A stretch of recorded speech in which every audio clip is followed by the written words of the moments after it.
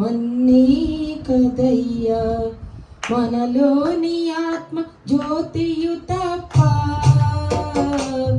మహిలోనిదంత మనే కదయ్యా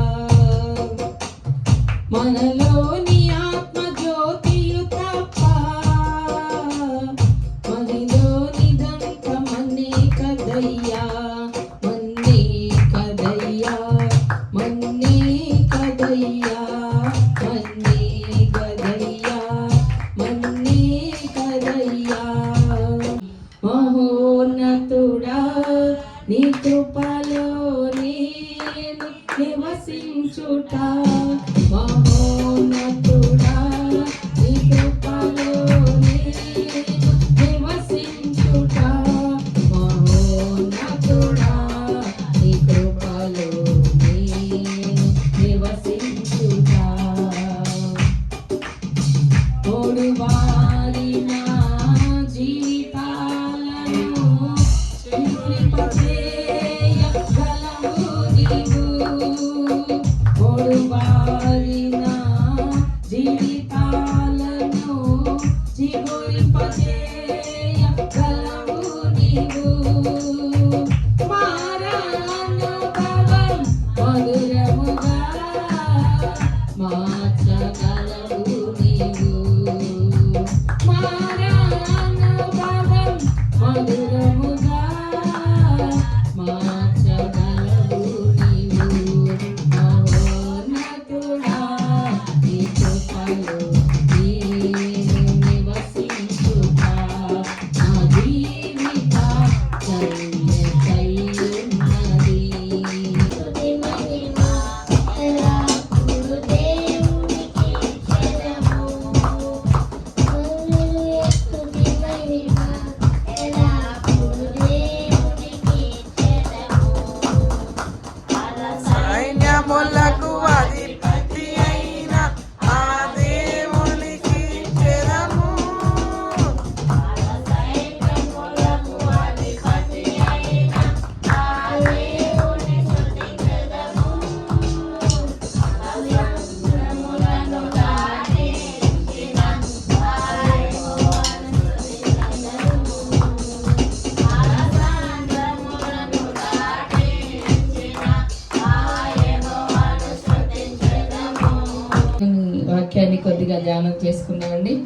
ఈరోజు మనం నిర్గమాకాండం 12వ అధ్యాయం కంప్లీట్ చేసుకొని 13వ అధ్యాయంలోకి మళ్ళీ కొన్ని వారాల తర్వాత మళ్ళీ అడుగు పెట్టాం. ఈరోజు ఇక్కడ దేవుడు ఇశ్రాయేలుకి బయటికి తీసుకొచ్చేసేయడానికి వాళ్ళని తీసుకొచ్చాడు 12వ అధ్యాయంలో. అయితే ఇక్కడ వాళ్ళతో దేవుడు కొన్ని ఆజ్ఞలను వాళ్ళకి చూపిస్తున్నాడు, ఆజ్ఞల్ని వాళ్ళతో మాట్లాడుతున్నాడు.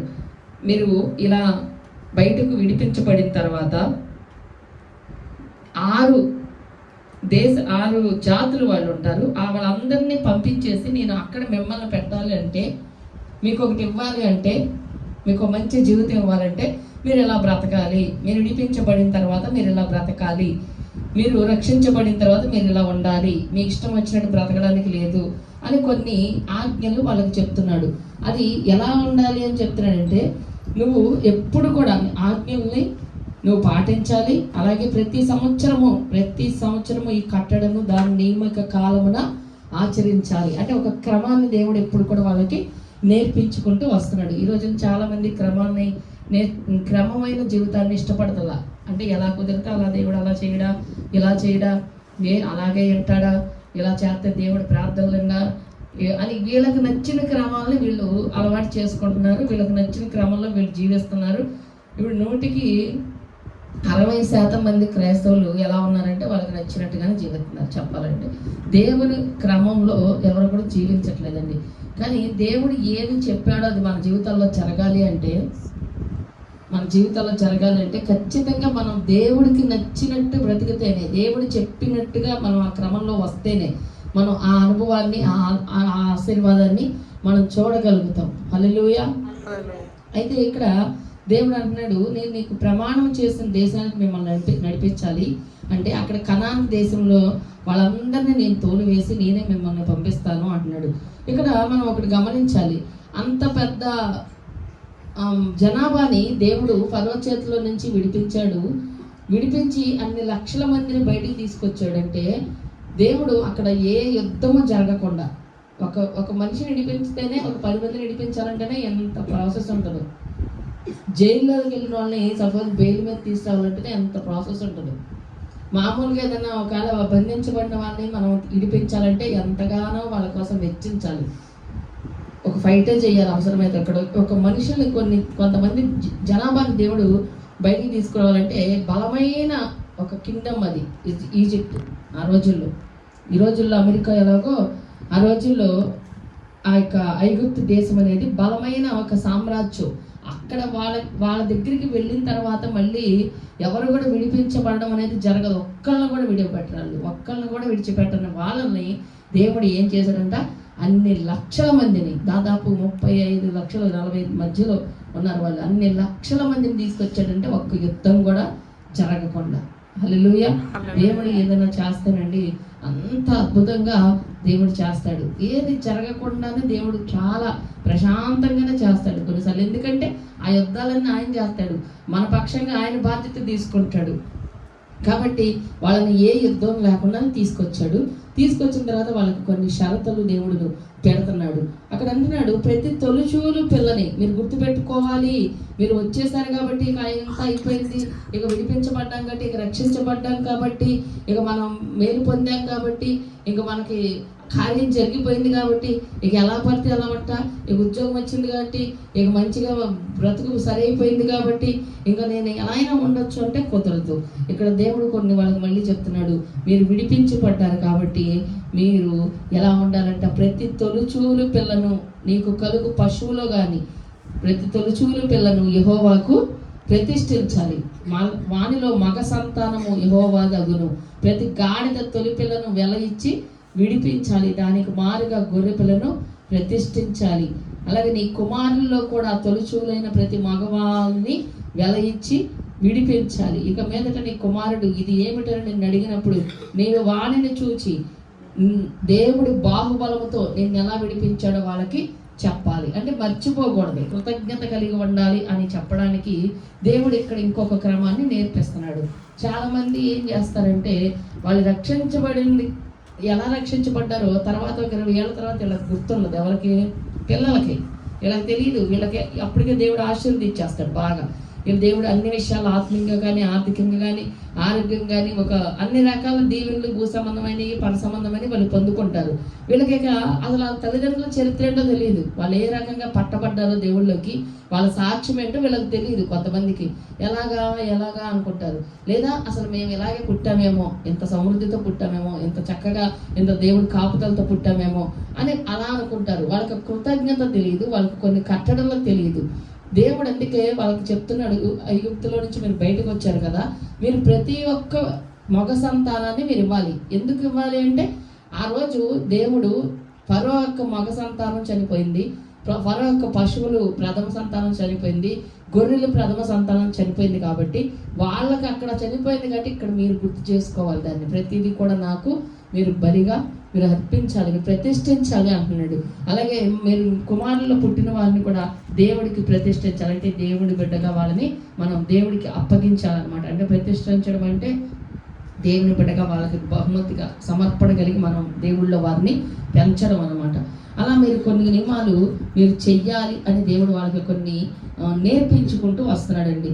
అయితే ఇక్కడ వాళ్ళు అడుగుతారంట పిల్లలు, ఇది ఎందుకు నువ్వు మగ సంతానాన్ని ఇలా ఇస్తున్నావు, మనం ఎందుకు ఇవ్వాలి, మనం ఎందుకు మరి ఇలా కోడి ఇవ్వాలి, ఎందుకు ఇలా గొర్రె ఇవ్వాలి, ఎందుకు ఇలాగా మరి ఇలా చెయ్యాలి డాడీ అని అడిగితే అప్పుడు చెప్పు, ఒరే నేను ఒకప్పుడు బంధించబడిన వాడిని, నేను ఒకప్పుడు పాప బంధకాలతో ఉన్నవాడిని, దేవుడు నన్ను విడిపించాడు ఆ బంధకాల నుంచి, ఆ పాపం నుంచి దేవుడు నన్ను రక్షించాడు, నాకు ఇలా రక్షణ ఇచ్చాడు, సమృద్ధి ఇచ్చాడు, దీవెనిచ్చాడు, కృపనిచ్చాడు అని ప్రతిదీ కూడా మనం చెప్పుకుంటూ పిల్లలకి నేర్పించుకుంటూ ఉండాలి అని దేవుడి యొక్క ఉద్దేశం. హల్లెలూయా.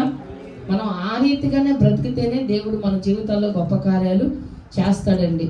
అయితే ఇక్కడ దేవుడు అంటున్నాడు, కింద వచనంలో ఇంకా 17వ వచనంలోకి వచ్చేద్దాం. దేవుడు వాళ్ళకి అన్ని కూడా నేర్పించుకుంటూ వస్తున్నాడు. మన జీవితంలో కూడా దేవుడు అన్ని కూడా నేర్పించుకుంటూ ఉంటాడండి. దేవుడు మనల్ని నేర్పించకపోతే మనం నేర్చుకోలేము. ఇప్పుడు బైబిల్లో చాలా సంగతులు ఉన్నాయి, చాలా సంగతులు, చాలా అద్భుతాలు, చాలా ఆశ్చర్యకారాలు దేవుడు చేశాడు. మనం కూడా మనం 3 రోజులు అక్కడ ఉన్నాం. 3 రోజులు ఎందుకు ఉన్నాం అక్కడ మనం దేవుడి సన్నిధిలో చెప్పండి? ఊరికే ఉన్నాం, వెళ్ళి పని పాట లేకుండా టైం వేస్ట్గా, లేకపోతే ఏదో ఉండాలి అనా, లేకపోతే టూర్ వెళ్ళినట్టుగా వెళ్ళామా? కాదు. ఒక దేవుడు ప్రతి సంవత్సరం దేవుడు ఒక నియమం మనకి ఇచ్చిన, సంఘానికి ఇచ్చిన ఒక క్రమం ఏంటంటే, ప్రతి సంవత్సరం ఈ డేట్లో మీరు ఈ రీతిగా నా సన్నిధిలో గడపండి అని చెప్పాడు. అలా గడపడం ద్వారా దేవుడు మనకేమి ఇస్తున్నాడంటే ఆయన కృప చాలా గొప్పదండి. ఆయన కృప చాలా విలువైంది. ఆస్తున్న లేకపోయినా కృప చాలా గొప్పది. దావీదుకి ఏ ఆస్తి లేదు, ఏ జ్ఞానం లేదు, కానీ దేవుడు కృప అమితంగా ఉంది కాబట్టి తీసుకెళ్లి దేవుడు యుద్ధాన్ని గెలిపించాడు. అందుకే దేవుడు అంటాడు, కత్తి చేతనైనను ఈటి చేతనైనా రక్షణ కలగదు. దేవుడు మహాకృప చేతనే, దేవుడు తోడుంటేనే. మనం అనుకుంటాం బాగా డబ్బు ఉంటే, బాగా బలం ఉంటే, బాగా బలగం ఉంటే, బాగా డిగ్రీ ఉంటే, బాగా చదువు ఉంటే ఉండాలి కాదంట్లా. కానీ అవి ఉంటేనే నీకు విజయం వచ్చింది, అది ఉంటేనే నీకు ఏదో గుర్తింపు వచ్చింది, అవి ఉంటేనే నీకు శాంతి సమాధానం వచ్చింది, అవి ఉంటేనే నీకు దీవెన వచ్చింది అనుకుంటే మాత్రం పిచ్చితనమే అదంతా. దేవుడి కృప చాలా చాలా గొప్పది. దానియేలు సింహాల బోన్లోకి వెళ్ళినప్పుడు దేవుడి కృప ఆయనకు తోడుగా వెళ్ళింది కాబట్టి రక్షించబడ్డాడు. ఆయనకున్న జ్ఞానము కాదు, దేవుడి కృప. ఎందుకు అంటే ప్రత్యేకంగా దేవుడి కోసం ఆయన బ్రతికాడు కాబట్టి. మన జీవితంలో మనం దేవుడి కోసం ప్రత్యేకంగా ఎప్పుడైతే ప్రతిష్ఠించుకుంటామో, మన బిడ్డలను కానీ, మన సమయాన్ని కానీ, మన ధనాన్ని కానీ, మన బలాన్ని కానీ, ఏదైనా ప్రతిష్ఠితగా మనం జీవించినప్పుడు దేవుడి కోసం దేవుడు ఏం చేస్తాడు, మన మీద దేవుడు కృప దిగిద్ది. కృప ఏంటంటే మనల్ని కాపాడిద్ది. ఈ రోజున మరి చాలామంది మరి వాయనాడులో చనిపోయారు. కొన్ని ఊళ్ళు కొట్టుకెళ్ళిపోయినాయి. అలా అనుకున్నారు, పాపం పడుకున్నాం తెల్లారి లెగుస్తామని. కానీ తెల్లారేసరికి వాళ్ళకి తెలియదు, కనీసం చనిపోతున్నామని కూడా తెలియకుండానే అకస్మాత్తుగా వచ్చిన వరదలో వాళ్ళు అందరూ కూడా చనిపోయారు. ఏ క్షణం ఏం జరుగుతుందో తెలియదు. కానీ దేవుడు కృప మనల్ని దాచిద్ది, కాచిద్దండి. ఇదే రేపు ఆస్తులు కాపాడు. వాళ్ళు కట్టుకున్నారు, మంచి బిల్డింగ్లు కట్టుకున్నారు, బాగానే సంపాదించుకున్నారు. ఫైనాన్షియల్గా వాళ్ళు టూరిస్ట్ ప్లేస్ కాబట్టి చాలా రాబడి ఉంటుంది అక్కడ. చాలా చక్కగా వాళ్ళు జీవిస్తున్నారు. వాళ్ళు ఇంకా మాకు అంతా బాగానే ఉంది, ఇక్కడ మంచిగా డెవలప్ అవుతున్నాం, మంచిగా ఇల్లు కట్టుకున్నాం. అందులో ఒక వ్యక్తి బతికిన అతను చెప్తున్నాడు సాక్ష్యం ఏమనంటే, మరి మేము ఇల్లు కట్టుకున్నాం, ఏమొచ్చినాయి, సడన్గా 1 గంటకు ఫోన్ మోగింది. ఎవరో ఫోన్ చేసి నువ్వు బయటికి వెళ్ళిపో ముందు అర్జెంట్గా వరద వచ్చేస్తుందని చెప్పారంట. మనవరాలని కూతుర్ని పట్టుకొని, మనవరాలని భుజం మీద ఎక్కించుకొని, కూతుర్ని చేత పట్టుకొని తను బయటకు వచ్చేసాడు. బయటకు వచ్చేసరికి రోడ్డు మొత్తం ఫ్లో వాటర్. ఒక గోడ ఎక్కి, పెట్టగోడ ఎక్కి, అటు నుంచి అటు వెళ్ళి కొండ మీద కొంచెం వెళ్ళి నుంచున్నాడంట. అప్పటికే మొత్తం ఇల్లు కూడా అగ్గిపెట్టి కొట్టుకెళ్ళిపోయిందంట. నా ఇల్లు ఎక్కడుందో తెలియదు, కానీ బతికాడు అతను మనవరాలు, కుమార్తె, ఇద్దరు బతికారు, 3 బతికారు. మిగతా అందరూ చాలామంది చచ్చిపోయారు కదా, మనం చూస్తున్నాం వార్తల్లో. ఏ క్షణం ఏం జరుగుతుందో ఎవరికి తెలియదు. ఏదన్నా రక్షించిద్దా? మన డిగ్రీలు రక్షిస్తాయా? రేపు మన ఇంత బంగారం ఉంది కాబట్టి వీళ్ళని రక్షిద్దామని ఏమన్నా ఉంటుందా అంటే ఏమీ లేదు. ఏది రక్షించదు, దేవుడి కృప. మనం ఆ కృప సంపాదించుకోవాలి. ఈరోజు ఏమీ లేకపోతే ఏడవద్దు. ఈరోజు నేను కొనుక్కోలేదే, నేను బంగారం కొనుక్కోలేదే, మాకు ఇల్లు లేదే, మాకు బంగాళాలు లేవు, మాకు ఆస్తులు లేవు, మాకు బ్యాంకు బ్యాలెన్స్ లేదు అని ఏమి ఏడవలసిన అవసరం లేదు. ఏమి ఉన్నా ఏమి కాపాడవు. కానీ ఒక్కటి మాత్రం మనల్ని కాపాడిద్ది, రక్షణ, నరకం నుంచి కాపాడిద్ది. ఈ లోకంలో రాబోయే రేపు భయంకరమైన శ్రమల నుంచి కూడా కాపాడిద్ది. అందుకు సూచనలు దేవుడు చెప్పాడు, ఉగ్రత రాబోతుంది, రాకడ ఎప్పుడు వచ్చిద్ది అని. ఒక యవనస్తుడు వెళ్ళి దేవుడిని అడుగుతాడు, అయ్యా 2వ రాకడ నువ్వు ఎలా వస్తావు, మళ్ళీ ఎలా తెలిసిద్ది అంటే, మీకు ఎప్పుడు వస్తానో చెప్పను కానీ సూచనలు చెప్తా. ఇప్పుడు మనకి ఏమన్నా రోగం వచ్చేటప్పుడు కూడా సిమ్టమ్స్ డాక్టర్లు అడుగుతారు, నీకు ఎలా ఉన్నాయి, సిమ్టమ్స్ ఎలా ఉన్నాయి అంటే సూచనలు అనమాట. ఆ సూచనలు బట్టి మనకి ఏం తెలిసిద్ది, అర్థమైద్ది. రోగం వస్తుంది, ఏదో తేడా వచ్చింది, మన బాడీ మిషన్లో తేడా వచ్చేసింది, మనం హాస్పిటల్కి వెళ్ళాలి అని వెళ్ళిపోతారు చాలామంది. మరి మనకి ట్రైన్ వస్తుంది, ట్రైను ప్లాట్ఫామ్ మీద ఉన్నాం, ట్రైన్ వస్తుంది, అనౌన్స్ చేసినప్పుడు ఏం చేస్తాం? అప్పుడు కూడా నిర్లక్ష్యంగా కూర్చోం. అనౌన్స్ చేయగానే ఇప్పుడు 1వ నెంబర్ ప్లాట్ఫామ్ మీదకి వస్తుందనగానే ఏం చేస్తాం? అన్నీ సర్దుకొని బ్యాగులన్నీ తెచ్చుకున్నానా, అన్నీ ఉన్నాయా రెడీగానే, ఇలా అలర్ట్గా చూస్తాం. అంతకుముందు ట్రైన్ ఇంకా అనౌన్స్ చేయకముందు చక్కగా కూర్చొని మాట్లాడుకుంటాం, ఇంకా తింటాం, ఫోన్లు చూసుకుంటాం, ఏదో ఒకటి చేస్తూ ఉంటాం, ఏదో ఒకటి చేస్తాం. కానీ ఎప్పుడైతే ట్రైన్ వస్తుంది అని చెప్పారో అప్పుడు ఏం చేస్తాం? అవన్నీ సదిరేసి తిన్నవి కూడా పక్కన పడేసి అలర్ట్గా బ్యాగ్స్ పట్టుకొని రెడీగా ఉంటాం. దేవుడు సూచనలు చెప్పాడు. యుద్ధాలు జరుగుతాయి, కరువులు వస్తాయి, భూకంపాలు జరుగుతాయి, వినాశాలు జరుగుతాయి. అప్పుడు మీరు నా రాకడ సమీపముగా ఉందని మీరు తెలుసుకోండి అని చెప్పాడు. మనకి ఇప్పుడు అర్థం అవ్వాలి. మనం ఏం సిద్ధపడాలి ఇప్పుడు? బంగారాలు, భాగ్యాలు, డబ్బులు వీటి కోసం కాదు, రక్షణ కొరకు, ఆయన కృప కొరకు మనం సిద్ధపడాలి. హల్లెలూయా.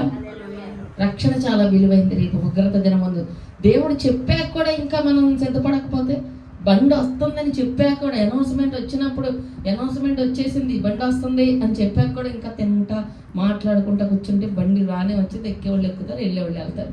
అలాగే దేవుడు సూచనలు చెప్పాడు.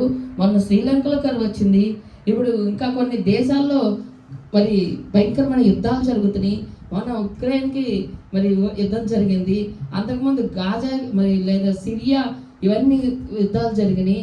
ఇప్పుడు మరి లేటెస్ట్గా ఇరాను, ఇజ్రాయెల్ యుద్ధం మొదలవుతుంది. ఇన్ని యుద్ధాలు ఇన్ని జరుగుతున్నా మాకు ఇంకా ఏం కాదులే, మన దాకా రాలేదులే, టాప్ దేశాలే, అన్ని రకాలుగా డెవలప్ అయిన కంట్రీసే యుద్ధం జరుగుతుంటే మనం ఎంతండి, మనం ఎంత అని భయం లేదు. చాలామందికి ఇంకా ఏంటో ఏంటో అంటే నిర్లక్ష్యం, బండి వస్తుంది అని చూసి కూడా నిర్లక్ష్యంగా ఉంటారే, అలాంటి జీవితాల్లో చాలా కోల్పోతారు. దేవుడు చెప్పిన రోజు వచ్చింది, ఎన్నో వినాశాలు జరుగుతున్నాయి మన కళ్ళ ముందే, కొన్ని వేల మంది చనిపోతున్నారు. మనం వింటున్నాం, ఆ మాటలు వింటున్నాం, మన కళ్ళతో చూస్తున్నాం. వాళ్ళ ఆస్తులు వాళ్ళని రక్షించట్లా. సామెతల గ్రంథంలో ఒక మాట ఉంటుంది కదా, నీ ఆస్తి నీకు ఉగ్రత దినమందు ఆస్తి అక్కరకు రాదు, అవసరానికి ఉపయోగపడదు మన ఆస్తి ఏది కూడా అని దేవుడు వాక్యం చెప్తుంది.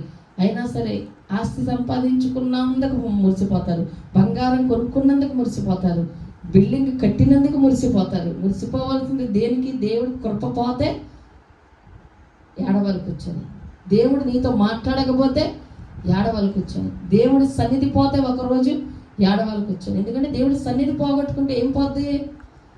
కృప పోద్ది. నువ్వు ₹1,00,00,000 సంపాదించే రోజు వేస్ట్, అది నీకు పనికిరాదు. కానీ దేవుడి సన్నిధి నువ్వు సంపాదించుకున్నవే, ఈ సమయం, ఈరోజు ఇక్కడ గడిపిన సమయం ఉంది, అది నీకు ఎవ్వరూ తీసేయలేరు. ఏ వినాశాలు తీసేయలేవు, ఏ యుద్ధాలు జరిగినా అది నీ మీద పోదు. అది దేవుడి సన్నిధి కృప. అందుకే దావీదు మరి పాపం చేసినప్పుడు ఏమని ప్రార్థన చేస్తాడంటే, అయ్యా నీ సన్నిధిలో నుండి నన్ను త్రోసేయద్దయ్యా, నీ కృప తీసేయద్దు, నా యొద్ద నీ కృప తీసేయద్దయ్యా. ఎందుకంటే దేవుడి కృప ఎంత గొప్పదో దావీదుకి తెలుసు. ఈరోజు చాలా మందికి దేవుడి కృప తెలియట్లా. ఏంటంట, ఆదివారం ఒక ఆదివారం వెళ్ళకపోతే ఏమైద్ది, ఒక నెల వెళ్ళకపోతే పళ్ళకి ఏమైద్ది, ఒకరోజు ప్రార్థన చేయకపోతే ఏమైద్ది? ఏమవదు. అవ్వాల్సిన టైం వచ్చినప్పుడు అవిద్ది. కాలు కొంచెం నొప్పి వస్తుంది, తేడా అనిపిస్తుంది, కొంచెం నొప్పి వచ్చినప్పుడు మనం దాన్ని జాగ్రత్త చేసుకుంటే పెద్దగా నొప్పి రాకుండా, ఒకరోజు మనకు పెద్ద ప్రాబ్లం అవ్వకుండా, మేజర్ ప్రాబ్లం అవ్వకుండా మన కాళ్ళని మనం రక్షించుకుంటాం. కొంచెం నొప్పిలో ఏం కాదులే అది మొత్తం సెప్టిక్ అయ్యి మొత్తం ప్రాబ్లం అయ్యేదాకా, పూర్తిగా ఆపరేషన్ దాకా వెళ్ళేదాకా మనం తెచ్చుకుంటే దానివల్ల తెలివైన పని అంటారు. ఈరోజు చాలామంది అలాగే ఒక్కరోజు ప్రార్థన చేయకపోతే ఏం కాదు, ఒక వారం ప్రార్థన చేయకపోతే ఏం కాదు, ఒకసారి చర్చి మానేస్తే ఏం కాదు అని ఎంతో నిర్లక్ష్యంగా ఈరోజు దేవుడి సన్నిధిని ఎంచుకుంటున్నారే. రేపు ఉగ్రత దినమందు వాళ్ళకి తెలిసేది దాని విలువ. ఏం పోగొట్టుకోవాలో అది పోగొట్టుకోవాలి, ఏది పట్టుకోవాలో దాన్ని పోగొట్టుకుంటున్నారు.